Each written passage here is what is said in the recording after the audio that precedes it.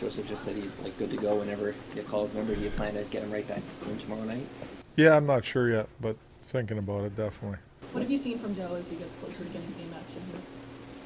Well, we haven't seen him that much. I mean, he's same old Joe to me in practice, like what I see. You know, he's a hard worker. He looks good in that. You know, he went down and played a couple games with the Marlies, which is good, I think, getting into game action, but he seems normal to me and ready to go. What do you think it means to the team that he's now back?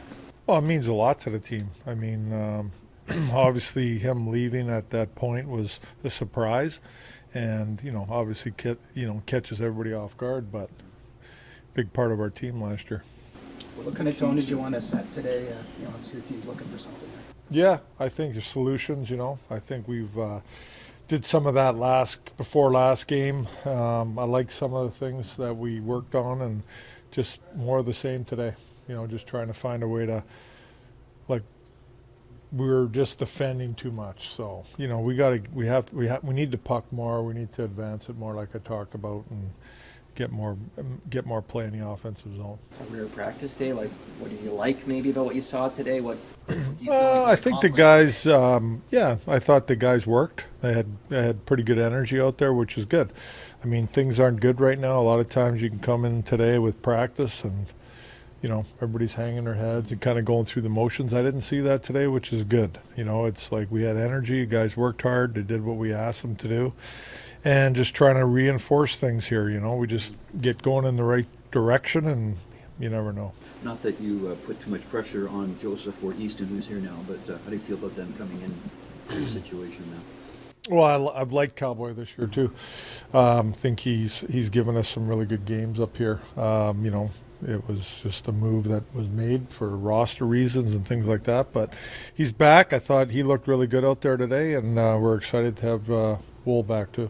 At a time like this, I'm sure you lean on your leaders. Yeah. More what do you want to see from Nylander from a leadership perspective? You know, you talked about him growing into a bigger role this year. What do you want to see from him right now? I think more like he's shown it, and to me, he has shown it, and I think he's shown it in the room too. You know, on the ice, a little bit more consistency. You know, there's good. There's a lot of good like he does, but then it kind of a little bit inconsistent. So consistency, just staying with it and working. You gotta, you know, you get into these situations, and as a team and individuals, you got to work your way out of it. You know, that's how you get out of it. Yes, you gotta, you know, confidence is a funny thing, but you want to get your confidence back, you go and work and get it back. That's how you get your confidence back, you know. Yeah, we're at adversity right now. Well, what are we going to do? We're going to go through that adversity, go through that wall, find a way to get through it, climb over the wall, whatever it is. You know, you got to push your way through it as a team and every individual. You had a team meeting on Monday on the day off. How rare is that? Had a team meeting on a Monday on a day off. A few days ago, Boston. Oh, in Boston? It wasn't a day off. It's a travel day. So we were traveling after back-to-back games. So when I got into Boston, I wanted to have a meeting after the weekend. Craig, It was like, that's it. Craig, you've been with teams in the past that have gotten off to slow starts, particularly that Stanley Cup team that you were in St. Louis. What's the difference between the way the city and the media react in Toronto versus other places you've been? Well, you can answer that question for yourself, can't you? Well, what do you know? I mean, listen, I obviously there's a lot more media here, and the Leafs are a huge part of hockey, obviously, in the NHL, obviously in Canada, and there's a lot more talk and a lot more noise, and we discussed that today too. I mean, noise.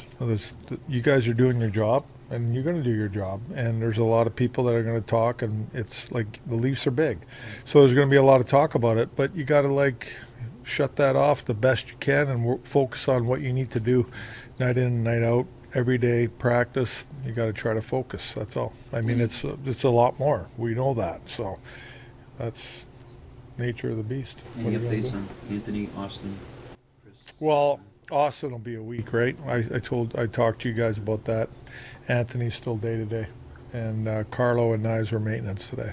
What about Tanev? Is there anything new on him? Nothing really new on Tanev.